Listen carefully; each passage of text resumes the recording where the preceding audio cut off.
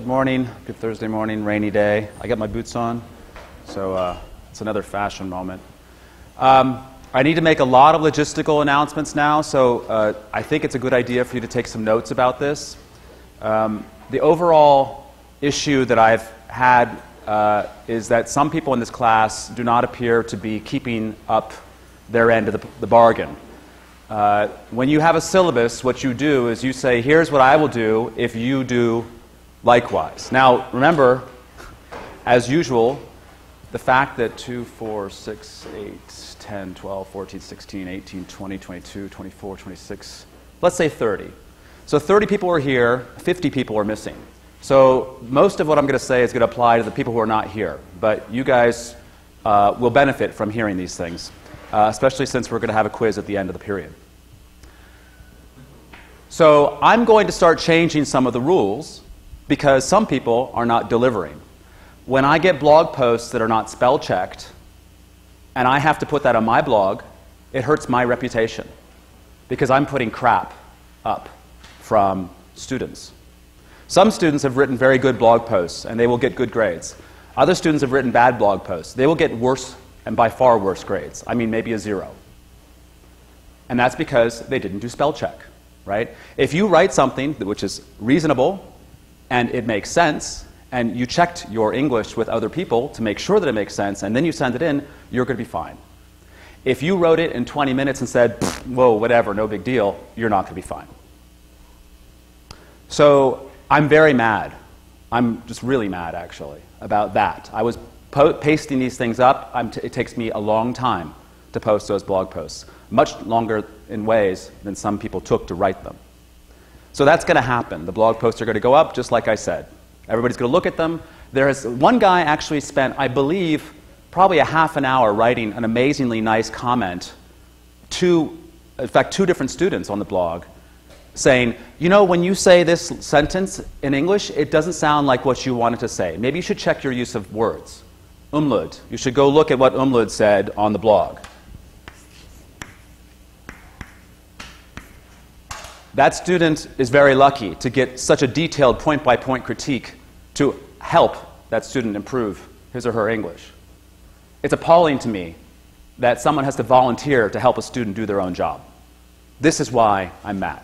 This is why the syllabus contract, as far as I'm concerned, is not being held up by some students. Right? Now, if you feel like you've been doing your job, you've been doing the reading, you've been doing the homework, you've taken enough time to think about things, and you've done your best, then again, you don't have to worry. But the people who are not showing up to class, who are not doing the reading, who are writing crap that I have to put on my blog are pissing me off. And by the way, I have permission to fail half the class, 50%, if I want. The curve I can throw out if I want. I've been given permission by the undergraduate chair. She says if they aren't showing up, you can fail them. Great. So that takes care of the incentive problem. Now, a couple things. The blog posts are going up. Remember, you should make a comment on a blog post, not your own, within 1 week after your blog post goes up. Right now, they're queuing all the way out until April 9th, which is actually after the last day of classes. Okay? If I have fewer than 80 blog posts, then they might finish early. So what that means is that your blog post might not go up until quite late in the semester. So keep an eye out for your post. I will send an email later today with homework 3, which will be due next Thursday. I will send an email later today with briefing 2, which will be due 2 weeks from today.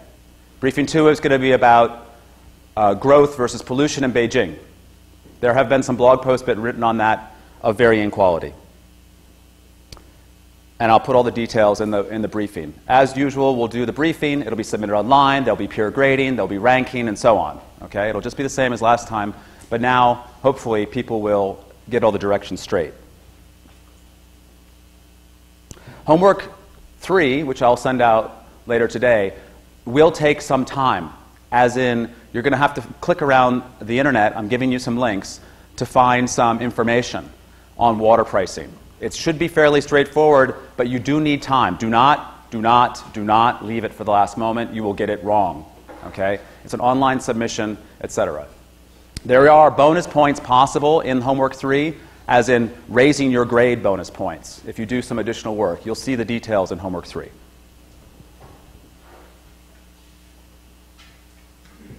There is no class next Tuesday. I'm going to be at a conference in California. I will send an email with an online video for you guys to watch. I hope that you'll watch that. There will be a question on the video for the final exam. Next Thursday, there'll be a guest lecturer. Chris, I can't remember his last name right now, will come and talk about the costs and benefits of pipelines.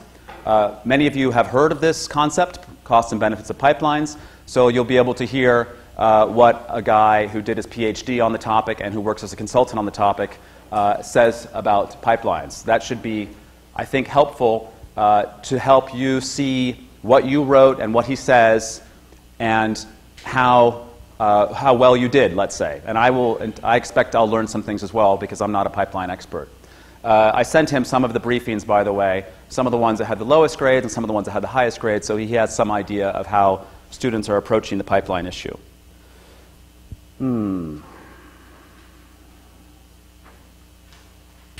Okay, so I want to clarify one thing I said on Tuesday. I was trying to figure out where to fit excludable and non-excludable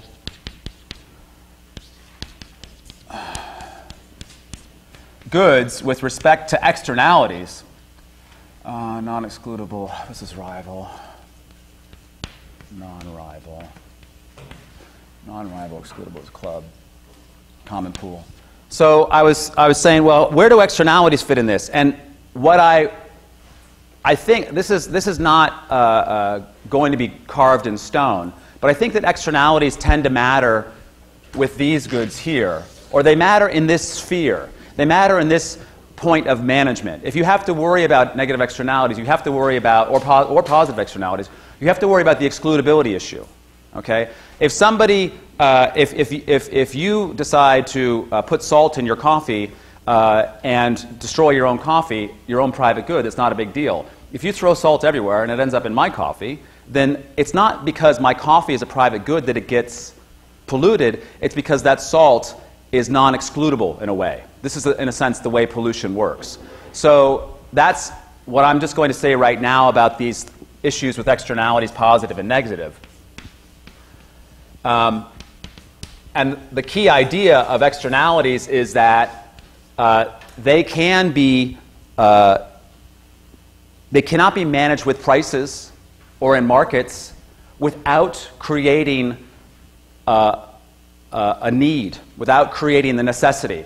So when Coase talked about we can handle positive or negative externalities depending on, no matter who has the property right, he had to start with the idea of a property right, right? You have to assign the property right. If you're going to have a cap and trade for pollution, you have to have a cap, which is going to create a form of a property right, okay? So the externalities show up here, and they can be managed with prices and markets if you convert the good into one of these two categories, let's say. But they also can be managed, as is here, through things like regulation, like self-control, okay? But that's why externalities are a problem with pure prices and pure markets, okay? And that's why the government needs to say, I'm going to create a property right here called you don't get to be polluted, or you do get to be polluted, or that there is a cap on carbon emissions, and so on, okay? So that's how externalities can be put into markets, is by creating this kind of private good, or actually it's usually a private good aspect, dimension to it. So that's just a clarification, but I think it's kind of useful to try and fit all these words together, which matters a lot to us. Okay, that's a clarification. And now I want to get back to water topics. I'm going to cover a couple of them, most importantly because it's a part of your homework. Does anybody have any questions that have come up about water or about other issues in since the last lecture? So one last thing. If you intend to ask for a regrade on any questions from the midterm, you can hand it to me today. Or, since there will not be class on Tuesday, you can hand it to me next Thursday, but you must email me your request before next Tuesday's class so that you have the 1 week limit, right? But then you physically hand me the paperwork next Thursday. Okay? So that's the way I want to handle that. Some people came to me in office hours. There was one addition problem, which those are easy to fix, but there was also some controversial questions. And because I did not grade the midterms, because Hossein graded the midterms, I can say, that looks reasonable, your worry, as the person who wrote the answer. That looks reasonable, you might be right, but I need it in writing, and I need to talk to Hossein, because he's the one that normalized all your grading, right? So that's the last of grading. Sorry about the addendum there. Any questions about logistics or other water stuff before I get into new water stuff? No? Okay. So on Tuesday I was talking about water can be in all these categories. I want to get into two big important issues on water, so you know. This is the most important dimension of water. I talk about it all the time. In a sense, this is what I do for my day job when I'm not teaching. And basically what we have is that water can be an excludable or a club good, as in the club good is the water in the tap. Okay? When you turn on the tap, you're on the water network, so people who are not on the water network can't get access to that. But once you're on the water network, it's a non-rival good. You can use unlimited amounts of water if there is enough water, or if supply and demand of water are balanced. This actually is not true in many places. Tap water is rival in the sense of quality is low sometimes, so you literally can't drink it, or much more obviously, there's no water there, right? So if you turn on the tap, like I mentioned on Tuesday in Cairo, and it's the wrong time, you will get no water, right? This is true in many, many, many, many places. I've been to endless cities that don't have 24/7 pressurized water service, right? So if you're sitting here in Vancouver going, oh, this is normal, I turn on the tap and the water comes out and I can drink it without getting sick, then you are actually not realizing how lucky you are. So this is the kind of water that we have in public utility. So this is tap water. And this is the kind of water that we might have in bulk, which is going to be water for agriculture, irrigation, or water for industry. In the oil and gas industry, they're using water for oil sands, like I mentioned, but also a lot of water per unit of energy for fracking. It's the water that also ends up going in these two categories, which is environmental water. So what happens is, in the water sector, is that with bulk water is that you have a conflict in many ways between big users and public uses. And big users, by big users, I mean ag, right? Agriculture.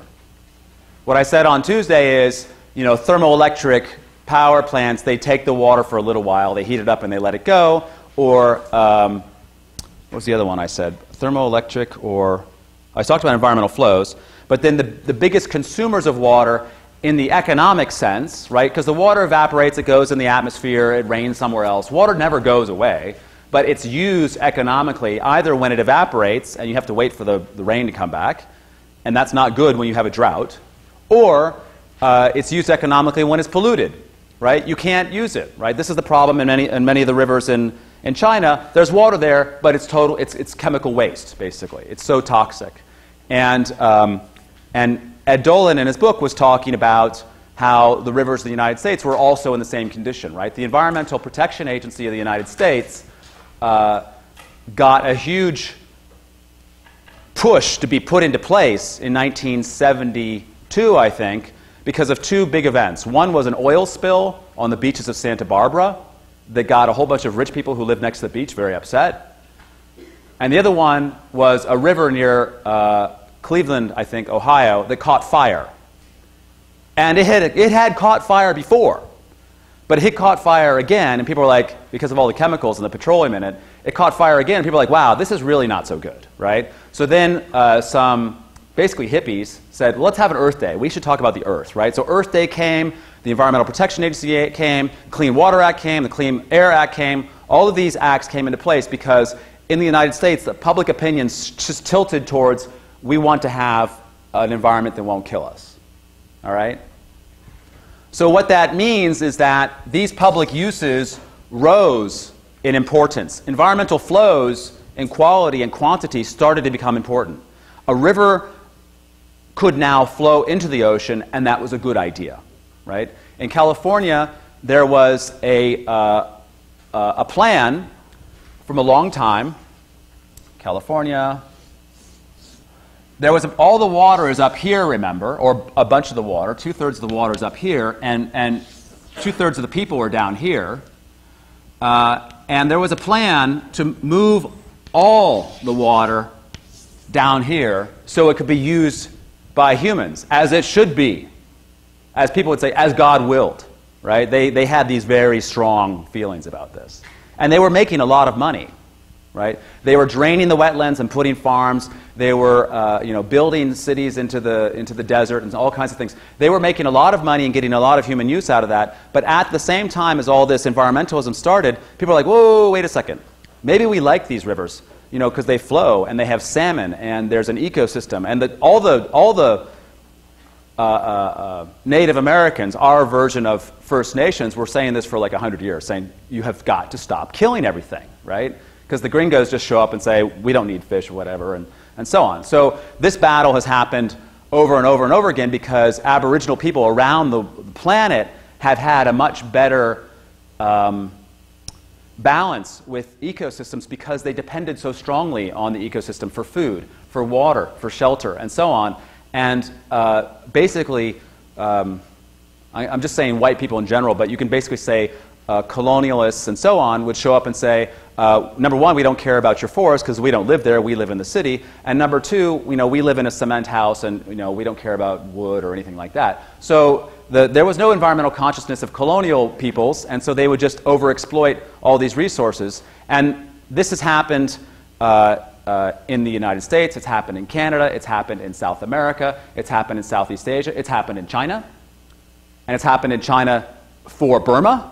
Remember that Myanmar was run by this super corrupt dictatorship until about 2 years ago, and they were selling all kinds of hardwood across the border, totally illegal, but all the Chinese buyers were taking it like this massive cross-border trade, right? It was sapphires and hardwoods, and of course drugs, meth, and so on.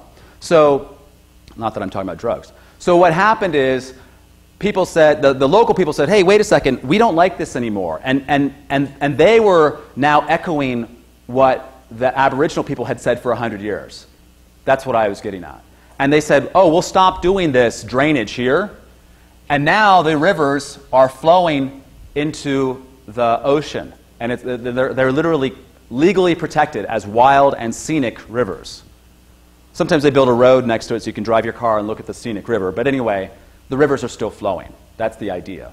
That was the pushback that happened in the United States. And it was huge. It was very important in terms of quality of life. This is why air quality started improving. People could, and the water and the fish started returning. And Dolan talks about that, where in 1970, the stream outside his house was dead from fish. And now there are fish there, and you can go swimming there, and so on. So he is actually talking about the return to the return of quality of life to where he lives. And that is what has happened in a lot of countries. My girlfriend is in Ottawa right now learning about Canadian water policy, and she's just annoyed. What's going on in Canada is the reverse of what Canada was doing for decades, right? And that's quite sad. It's amazing to me that Canada has a worse water policy than the United States, but, go Canada. So Australia has the same problem. I got Australian friends complaining that their leader is worse than George Bush. I'm like, so what happens is you have this come and it goes, right? And there's clearly a group that loves to have all the water for free or cheap. They don't care about the rivers. They're making money, right? So when you can privatize a public good and take the money in your own pocket and then take your money and go on holiday in Hawaii while your neighbors are dying because all the water is polluted and gone, then you have got a social problem. This is what you'll be talking about in the briefing. Or you will or you won't. But anyway, that might be part of it. So what happens here is these two uses are in conflict. If you take water out of the river, you can't use it for irrigation. Or sorry, you can't leave it. If you take water for irrigation, it can't keep the fish alive. And if you want to keep the water in the river, you can't use it for all kinds of human uses. Now, what that means is that if you leave 100% of the water in the rivers, you have pristine ecosystems and so on, but no humans. Or humans who are, can't do very much productive activity, like feeding 7 billion people, right? So the 7 billion people going to 9 billion, and unfortunately maybe more, require intensive agriculture, which is irrigated agriculture. There's a lot of debate about whether or not intensive agriculture can be organic, but irrigating is pretty important because irrigation will triple the amount of food you get on an acre of land. And if you irrigate the land, then you take the water out of the river. So we know that if we don't want mass starvation right now, or if we want higher quality of life 30 years ago, that we need to take some water out of the environment. That's clear. And what became a problem is we took way too much water out of the environment in terms of quantity, and we polluted the environment in terms of quality. And that went too far, right? So you leave all the water in the river, humans can't get what they want. You take all the water out of the river, humans die because there's no ecosystem. So you have to find a sweet spot. And if you ask where the sweet spot is, and you ask a farmer, the sweet spot is, well, we should have very little water in the river, just minimum legal requirements. If you ask a fisherman, a little bit higher. If you ask an environmentalist, woohoo, because I'm a vegan and I don't need meat and all that kind of stuff. So that balance back and forth ends up being a very personal opinion, and that becomes important when we get to the political decision of how much water do we want to allocate for public uses. This is not a market decision. Right? You can try and have a market. Who here wants to buy some water to leave in the river? And there are organizations that do this. They will take contributions from environmentalists. They will go to farmers. They will buy water and say, we're going to leave this water in the river. And our members paid for it. But there's a huge free rider problem of this because those people who are contributing their money, in fact, they don't care about the free rider problem. They're making their contributions. But a whole bunch of people who benefit socially from this common pool good or this public good called environmental water flows may not be paying. So the most effective way to restore environmental water flows is not to have a market for environmental water flows. It's to have a policy. It's to have a political decision on environmental water flows. What this means is that you need to decide this first. You have a political process to decide how much water is going to be left for public uses. Mostly that means environmental water flows. The book I'm almost finished with it's called Living with Water Scarcity, and it's got two parts. Part one is all about private water uses. Part two is all about social water uses. And social water uses is what I'm talking about here, environmental water. And what I say is you have to set aside social water uses first, and then you allow private water uses. Tap water, water for energy, water for agriculture, water for industry. All those private water uses will be fought over, in a sense, with markets and prices, and you'll get efficiency and so on, right? But the social stuff has to happen in my book. It happens in part two, but it has to happen first. You have to set it aside first. Have I been clear enough on that? I've said it like 20 different ways. Okay. So once you set this aside, then you have a bunch of water left over, and the division between ag and M&I or whatever can be determined in markets with prices or property rights or any kinds of other ways. It's much more straightforward once you do that. It's not done that way, by the way. Farmers around the world get crazy subsidies. Have some free water, have some money to pump free water. Don't worry about the pollution that you're making. Farmers around the world have a lot of political power, and what that means is that they are allowed to take private water for their private benefit and their private profit, and they're producing food, but they don't give the food away. Who's met a farmer that gives food away? Any farmers giving food away? When I go to Starbucks and I say, can you give me some coffee for free? They're like, no. Right? Farmers are the same way. Starbucks will charge me, and they'll charge me, and they'll use the money they charge me to buy water. Right? The farmer will charge me for food, and he'll use that to pay his costs. But the cost is usually, it's very obviously labor, machinery, diesel, chemical, fertilizers, land, debt, but almost never actually water. Water tends to be a free input for farmers. And some places, and what that means, free, what does that mean in terms of the demand curve, right? We have this common pool good, and we're making the price free, and you wrote it on your midterm. We've got demand like this, and we've got supply like this, and we've got a conflict because there's inadequate supply to meet all needs at a price of free.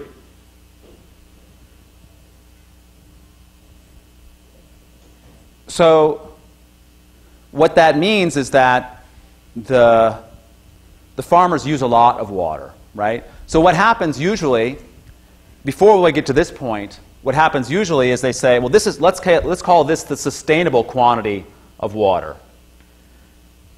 Sustainable, as in you can take that much out of the environment without killing the river. You can take that out of the groundwater without destroying your aquifer, right? Because when groundwater is just, it's underground, but it's water it's like a sponge. The ground is like a sponge, it's full of water, right? And as you suck it out, you might dry up the aquifer because you take it out too fast. Because water doesn't move very fast underground. It moves like sometimes a meter a week or a meter a year. How do you get what? Sinkholes. Yes. Sinkholes are when you take water out of the ground, and the ground is primarily limestone, and the water is supporting the limestone, right? Because you can actually, a ship will float on water, and so will a rock, right? So if you suck the water out, and now it's empty, then boom, it collapses, right? In very spectacular ways often. But it'll happen where there's limestone, not granite, for example. But there's no groundwater under granite because granite is solid rock, right? All of the whole over here, the United States, and down here in Mexico, all this area is limestone, and there's no water, there's no rivers. All the water is like, it percolates underground like one huge sponge. You just drill a well, and in 2 meters you've got water. And so that's good news in terms of getting water. It's bad news in terms of your foundations or whatever, right? Or flooding, which is what Florida is having bigger problems. Because sea level is rising, and there's no way to stop it. It's like you can't stop water from coming through a sponge on all directions. The Dutch say, let's build a wall around it. You have to build a floor and a wall around it, right? So Florida, if they build a floor on Florida, people it'll just float off after a while, right? The city of Miami will just float away like a big boat. Florida is the first part of the U.S. that's going to have the biggest climate change problems. If a hurricane doesn't wipe them out, flooding will wipe, they're just like gone. Right? Don't buy Miami real estate. That's my advice. Okay, so what happens here is you have a sustainable yield. Ignore the conflict for a moment. They say, hey, we don't want to fight. Here's the conflict. We don't want to fight. What we'll do is we'll go out here in unsustainable land. We'll just take water out of the river, or we'll take it out of the ground. Right? That's happening right now in California. There's a drought. They're pumping groundwater like crazy. There's no regulation on California groundwater. And what that means is they're either stealing from each other because they all share the aquifer, or they're stealing from their future because that water, it won't be there. There's a really interesting scientific study that a contributor to sea level increase, maybe like 25% of the increase in sea level, is not the melting of the ice from all the Greenland and so on, is not the expansion of the mass of water because it's heating up. It's the groundwater that we've taken out of the ground and put in the ocean. So we're actually, it's that much groundwater that we've taken out of the ground and put in the ocean that it actually is increasing sea level. This is a crazy amount of water. India takes out, I don't even know, like 200 cubic kilometers of water a year and dumps it more or less on the ground, then it flows to the ocean or it rains, but ends up in the ocean, not underground. The reason this happens is because groundwater is not recharged very fast. It comes in a little bit when it rains, But some places it won't come in very fast. And if you're mining the groundwater, remember the idea of mining, if you're mining the groundwater, you're taking it out faster than it's going in, and then it's going to end up in the oceans, for example. But we're not just mining groundwater from aquifers that are recharging slowly. We're mining groundwater which is called fossil groundwater. It's so old, it hasn't been touched for 10,000 years or more. This water is in the middle of the Sahara Desert. This is where Libya built the biggest waste of money of all time, which was to a huge, huge project called the Great Man-Made River. And they're taking fossil groundwater out and bringing it to the cities, and then guess what? Giving it to farmers to grow, Libyan wheat. The Saudis and Saudi Arabia are doing basically the same thing. They got so much, their wheat, they were actually exporting their wheat to other countries to show their national pride, but it cost 5 times as much as the world price. So every time a kilo of wheat went out, they lost $5 for every dollar they made. The government, of course, lost the money because they were paying the subsidies, and the farmers made the money, right? Privatizing the gains and socializing the losses is much, much older than Occupy Wall Street, right? Privatizing the gains and socializing the losses is how a lot of agriculture makes its money. Sustainable agriculture can work very well, but a lot of agriculture is not sustainable, either because people say, wait, we want to have water in the environment now, or they say, the farmers are like, we're just going to take the water. We're going to break the law.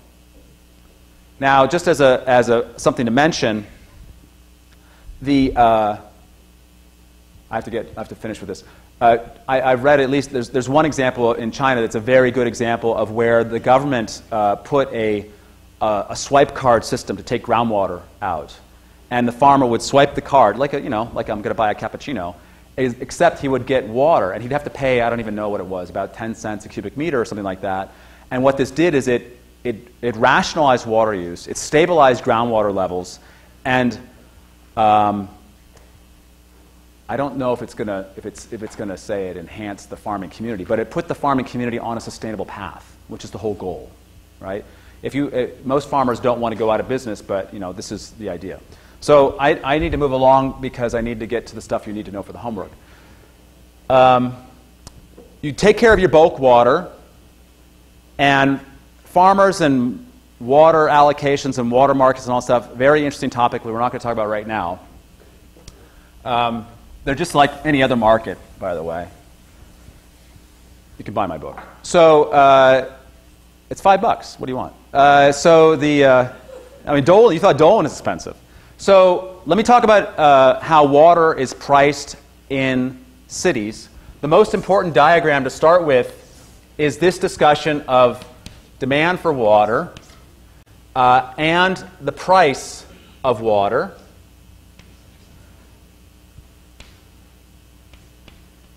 And we know that the area under the demand curve is the consumer surplus. That area is the value of water. Many, many people say, we just need to find the value of water. We have to allocate water according to its value. We want to make sure water gets the people who value it most. It sounds really good, but nobody actually knows. Number one, it's hard to know your own value of water, right? When you drink it, ooh, this is good. You don't necessarily think about the value. When you buy a bottle of water, you're doing that, but you're not necessarily thinking what's the value when I take a shower or what's the value here and there. So it's hard to know your own value. It's extremely hard to convey your value to someone else. This doesn't matter when we're talking about coffee or iPhones or even cars. We don't talk about, oh, do we need to know your value? We just say, I don't know. Who cares about your value? If you have money, you buy it, right? It's in a market. But in the water sector, because it's very highly regulated and the price of water is not allowed to reflect water scarcity, what happens is there's too much demand for a limited amount of supply. And what we end up getting is a common pool problem, a tragedy of the commons with water. The reason that we have demand and supply not balancing the water sector is because water is sold for the cost of delivery.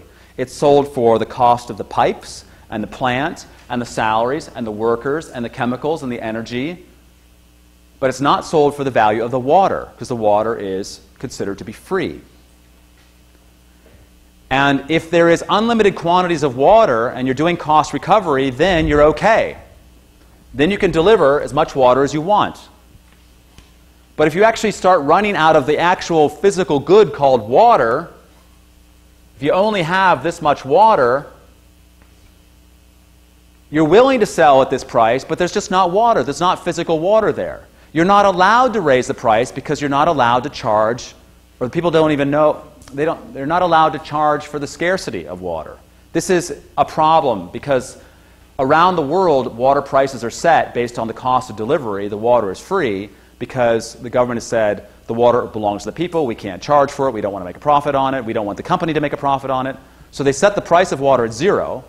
But if you set the price of water at zero and the cost of water, which is determining the price, is too low to restrict demand, you're going to have a shortage.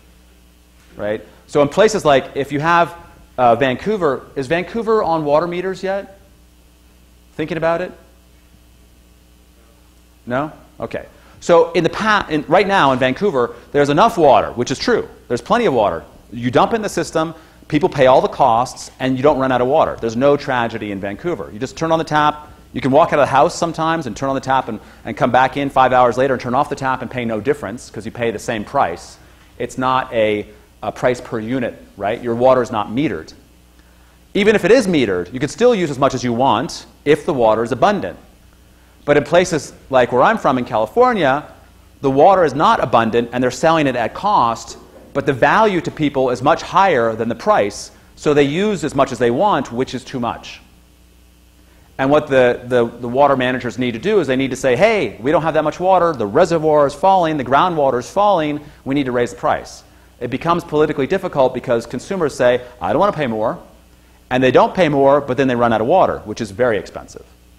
Right? Imagine switching from water, which costs about $1 per cubic meter per 1,000 liters, which is what tap water costs, to bottled water, which costs about $1 for half a liter.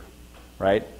If you don't want to pay a higher price called $2 for a cubic meter, then you end up paying $2,000, whatever that is, a lot, $2,000 a cubic meter. Right? So the multiple is ridiculous that happens. So how do they charge for water? This is what I need to get to for your homework.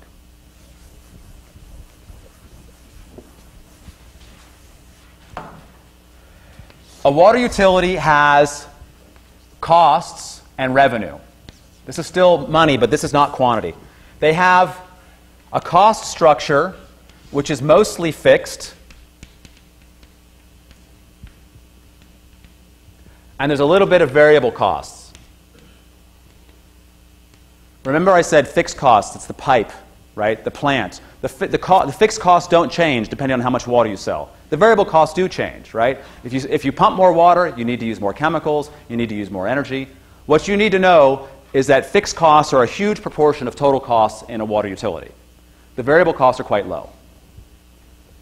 Now, in the old days, a water utility would set one charge. They just get a fixed charge. They would ask you every year for money. We need money to pay for the water system. It's a fixed charge. It's your property taxes, for example. That's how they would do it in the old days.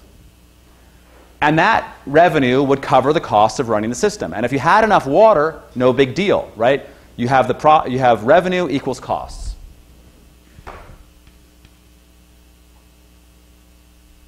But then they said, no, wait, people are using a lot of water. What we need to do is we need to incentivize them to use less water. We'll put a meter on their house, a water meter, and we'll charge them a price per unit of water. This is called volumetric pricing, right? Pricing by volume. We'll price according to how much you use. So what they said is, oh, in fact, we don't want to do like a little teeny charge. We want to make a big charge. We want to give people a huge incentive to use less water. So what we'll do, because we have to break even, we can't make a profit, we're going to divide our revenue into variable revenue and fixed revenue. What are we going to call this? Conservation pricing, whatever you want to call it. Conservation pricing says you're going to pay depending on how much water you use. Now, clearly, consumers will say, wow, water was zero. Now water is more than zero. right? So consumers are going to want to use less water. That's okay. That's the whole point.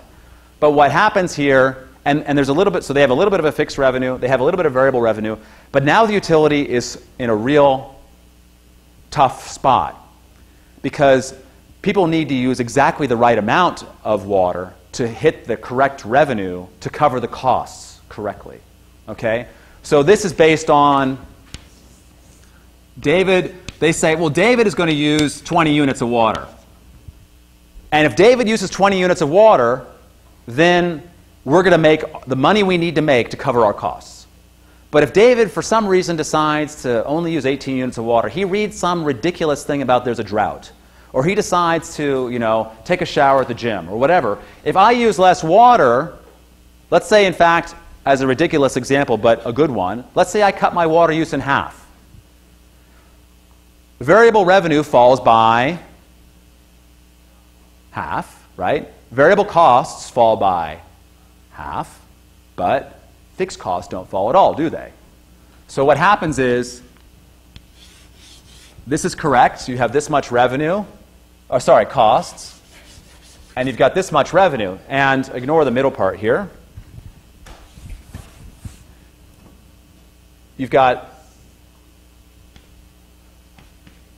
You're losing money. If you're losing money, not a good thing. Now, if you're losing money and then you say, oh my God, we're losing money per unit of water or on our sales, let's raise the price per unit of water to make up for that lost revenue. Then people say, wait, the price just went up. I'm going to use less, right? So what happens is the utility might they'll be chasing the revenue, angering the customers, because the first thing that happens is the customer says, wait a second, I use less water, now you're raising the price. This is the wrong way to do it, right? The water sector is uniquely retarded in doing this kind of thing. It's not almost every other regulated and non-regulated sector. If Apple comes up with a phone and they raise the price and sales go down, they're like, whatever. If they lower the price and sales go up, they're like, whatever. If sales go up, they don't lower the price, right? If McDonald's is making a whole bunch of money because it's just after the big game or whatever, they don't say, wow, we're making so much money, let's lower the price, right? They take the revenue, right? But in the water sector, if they're making too much revenue, they lower the price, and if they make too little revenue, they raise the price. It's totally backwards. And it pisses off everybody, and it destabilizes the utility. So the thing to do, which is not what you have to do on the homework, but the thing to do is actually match up these costs again. Fixed revenue, variable revenue. Great, now you've matched costs and variable costs to variable revenues and fixed revenues and fixed costs. Now you as a utility don't care about how much water people use. But, oh my God, people are using too much water because we're still pricing it on cost. So what do you have to do is you have a surcharge. And you say, hey, we're running out of water, we're raising the price. I'm telling you this because if you ever get into the water sector and you know this, you're going to be ahead of 95% of people. It's crazy. Even water utility managers don't do this. They don't understand it, which is really annoying. So you raise the extra revenue with the surcharge. Now you're making a profit. You're not allowed to do that. So then what you do is you're going to give the money back. But you don't give it back based on how much water you used. Hold on a second. You give it back based on customers. So I give you the same amount of money as I give you and you and you. What that ends up doing is the people who use a lot of water pay more. The average everyday customer gets the rebate, right? So it breaks even and you encourage conservation. But the surcharge is going to be fixed cost or variable cost? Like, does it matter? It's variable. The surcharge is on units of water. Yeah, yeah. Because you want to encourage them to use less water. Now this is when you have a meter. The way that they usually do this surcharge is based on economic theory, but it doesn't work out too well. But I'm gonna tell you how it works because it's on the homework. What happens is they use what are called. So the first thing you can do is say, look, you pay $100 a year, use as much water as you want. That's just called a flat fee. Just use the water you want. That's what Vancouver has. The next thing they say is, we're going to put a meter on your house. And if you use water, you have to pay per unit of water. You pay $2 per unit, whatever that is.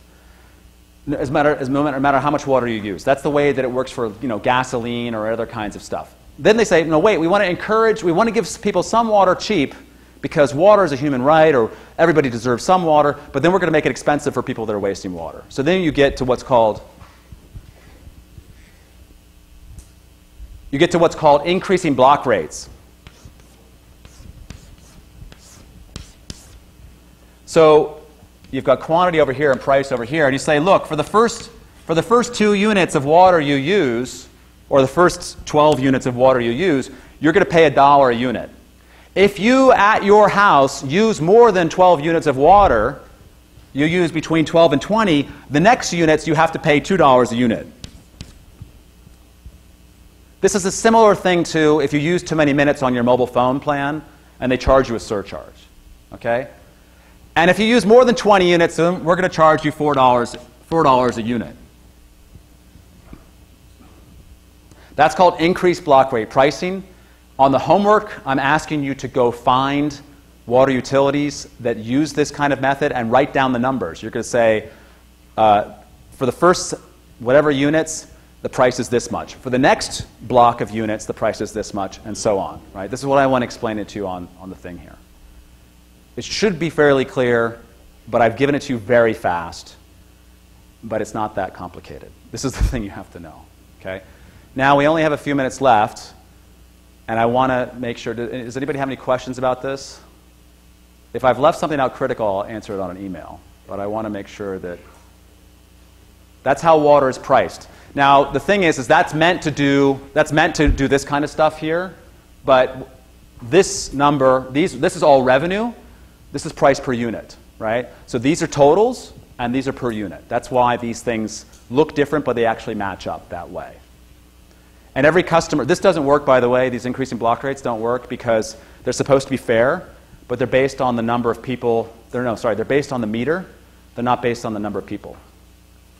So if you have an 8-person household, you're going to go up here into the higher water consumption and pay a much higher price, even though you're supposed to be protected by this lower rate. And I call it the rich playboy. The rich playboy will be like, ooh, cheap water, because he doesn't use as much water, right? But if you have a big family, you're screwed. So I think this is a terrible way of pricing water. But it's quite common in water-scarce areas. And California has it in a lot of places, as you'll find out. Right, we're going to do a quiz. So I want everybody to have one empty seat in front of, between them. So move around. There's spaces up here. People in the back, come forward. We only have a couple minutes, so you have to hurry up. One empty seat between every person. You guys can move along. You have to move over. You don't need paper. I'm going to hand you paper. One empty seat in between every person.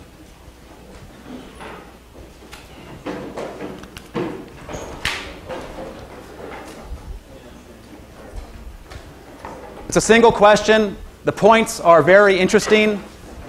If you're not here, you get 0 points. If you do it wrong, you get 0 points. If you say, I didn't do the reading, you get 1 point. If you answer the question from the reading correctly, you get 2 points. These points are coming off the blog post because I need to take points from somewhere. 2, 3.